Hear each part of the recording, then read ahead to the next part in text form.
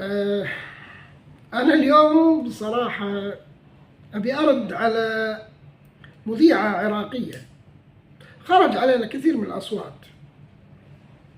مذيعة عراقية اسمها آلاء الخالدي، ومنهم كذا شخص يعني يتكلمون عن يحاولون يثيرون القوقاء ويحرضون القوقاء على الكويت، ويتكلمون عن انتهاكات للحدود، يتكلمون عن سرقة نفط، يتكلمون عن أمور كثيرة يعني.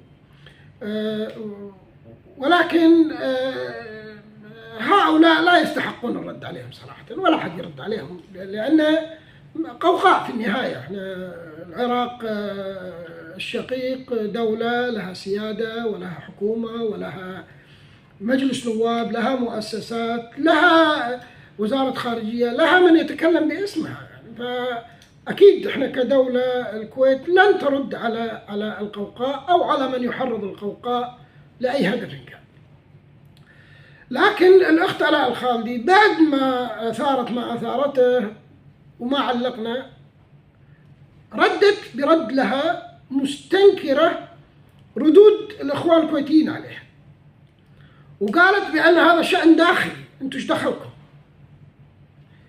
الأخت آلاء الخالدي مذيعة، وهي مذيعة ديكور وشكل، أثبتت أنها مذيعة ديكور وشكل مثل ما هن أكثر المذيعات الآن، وليست ذات محتوى. لأن من كلامها اللي قالته في الرد على أخواننا الكويتيين دليل على أنها ما تحمل أي محتوى إعلامي معلوماتي يعني يستحق.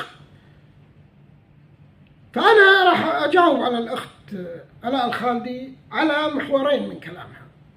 المحور الأول اتهاماتها، ومن ثم المقطع اللي طلعت فيه وقالت بأن هذا شأن داخلي. الإخوان الكويتيين شنو زعلهم؟ هذا شأن الداخلي.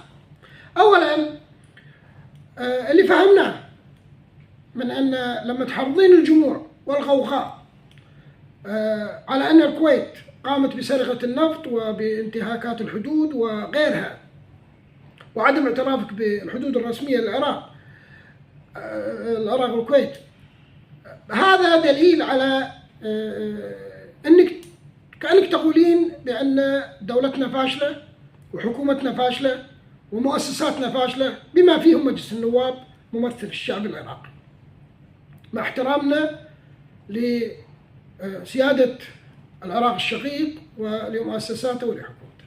هذا ما فهمناه منك أنت كمذيعة وإعلامية عراقية. ثم أنك تقولين بأن هذا شأن داخلي وتستنكرين الردود الكويتية عليك. لا، هذا مو شأن داخلي يا أستاذة، يا إعلامية. لما تتهمين دولة توقعي ردود الفعل، فكيف تستنكرين وتقولين ان هذا شأن داخلي؟ هذا ابدا مو شأن داخلي. انت اتهمتي الكويت، لذلك انت خاطبتي غوغاء الشارع في العراق فردوا عليك الكويتيين، لم ترد عليك المؤسسات الكويتية ولا الحكومة الكويتية، لأن لا يمكن أن ترد دولة محترمة وحكومة محترمة ومرجعية رسمية وسياسية محترمة على غوغاء. لو كان صدر شيء من الحكومة العراقية لكان هناك تعامل من الحكومة الكويتية، سواء بطاولة مفاوضات، سواء بتقديم الأدلة، سواء بالتراسل، سواء بعلاقات دبلوماسية، أيا كان. وأعتقد أن هذا رد يكفي عن المحور الأول. نأتي للمحور الثاني. تكلمتي عن أن العراق بلد الحضارات، وأن العراق، نعم، العراق في العشرينيات والثلاثينيات كانت دولة متطورة، ودولة صراحة كانت يعني بالنسبة لدول الجوار يعني جيدة. لكن أنت تتكلمين عن حضارة 7000 سنة. يا سادة، الحضارات تقوم على روافد الأنهار وعلى شواطئ البحار وفي مناطق الجذب في التجمعات الإنسانية. قامت حضارات على بلاد الرافدين، على نهري الرافدين، وقامت على الكارون، وقامت على يعني روافد النيل وغيرها من الأنهار. أيضا قامت حضارات على شواطئ البحار، على الساحل الشرقي والساحل الغربي للخليج العربي، وقامت في الجزر حضارات كثيرة.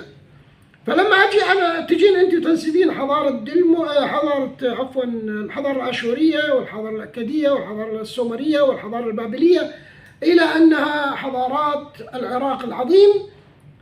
ايضا من حقنا احنا ان ننسب حضاره دلمن والحضاره الرومانيه التي قامت على شواطئ الخليج العربي وعلى الجزر في الخليج العربي ننسبها لنا، وهذا غير صحيح. هذه الحضارات لا تنتمي لا الآشورية ولا البابلية ولا السومرية ولا الحضارة الرومانية لا تنتمي إلى لغة الضاد، أبناء لغة الضاد، ولا إلى الأمة العربية. هي حضارات سادت ثم بادت، ما لها أي علاقة في دولنا الحاضرة. لما نجي نتكلم عن الكيانات الموجودة الآن كدول، العراق لم تكن هناك دولة إلى 1917 كانت عبارة عن مجموعة ألوية، واللواء هنا بالمسمى العثماني هو ولاية: لواء البصرة، لواء المنتفج، لواء دليم، لواء بغداد، لواء الناصرية، لواء كركوك، لواء الموصل، لواء حلب، ولواء دمشق، ولواء حوران. هذه ألوية كانت مسميات عثمانية وكانت تحت السيطرة العثمانية. ثم بعد ذلك احتلوها الفرس، ثم بعد ذلك رجعت إلى الدولة العثمانية وبقيت على ألويتها إلى أن أصبحت تحت الوصاية الإنجليزية. وبعد ذلك قدموها الإنجليز للشريف حسين لابنه فيصل كدولة بديلة عن سوريا لما رفضت فرنسا، وأصبح ونصب فيصل ملكا، فيصل الأول ملكا على العراق، وأصبحت العراق في 1920 أو ما قبلها بسنوات بسيطة دولة. وإلا كانت العراق عبارة عن إقليم نعم، ولكن ليست دولة. حتى تجون تفاخرون في حضارات بادت، نقدر أي واحد يقدر يتفاخر في حضارة بادت. في المقابل الكويت اللي أنت تقولين عنها الكويت متى صارت، الكويت تأسست كإمارة سنة 1611،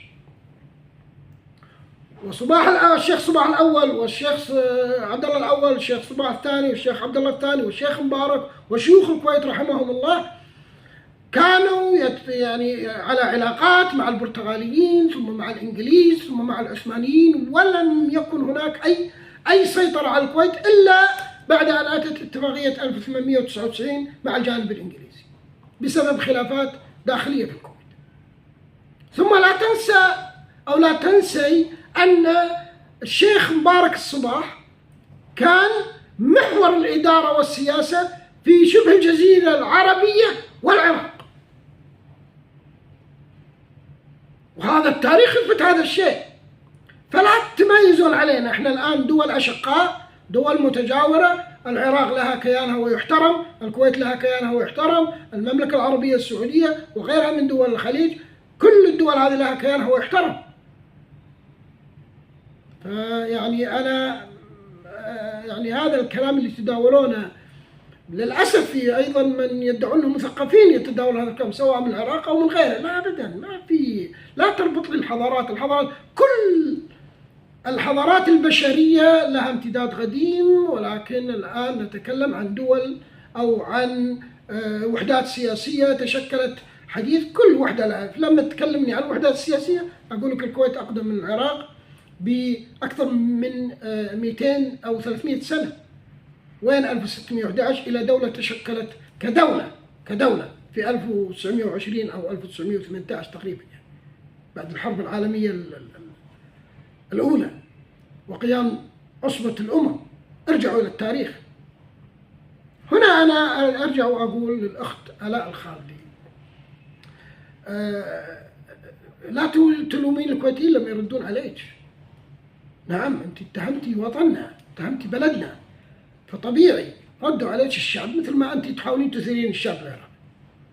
لكن احنا في النهاية نرد إعلاميا، ولكن يبقى القرار لمرجعيتنا الرسمية ولسيادتنا ولمؤسساتنا، هي التي ستتحرك. ولكن متى؟ عندما يكون هناك قرار رسمي عراقي، مو فوضى وقوقاء وإثارة القوقاء وغيره. هذا ما لدي صراحة، وأن عدتم عدنا، والسلام عليكم ورحمة الله وبركاته.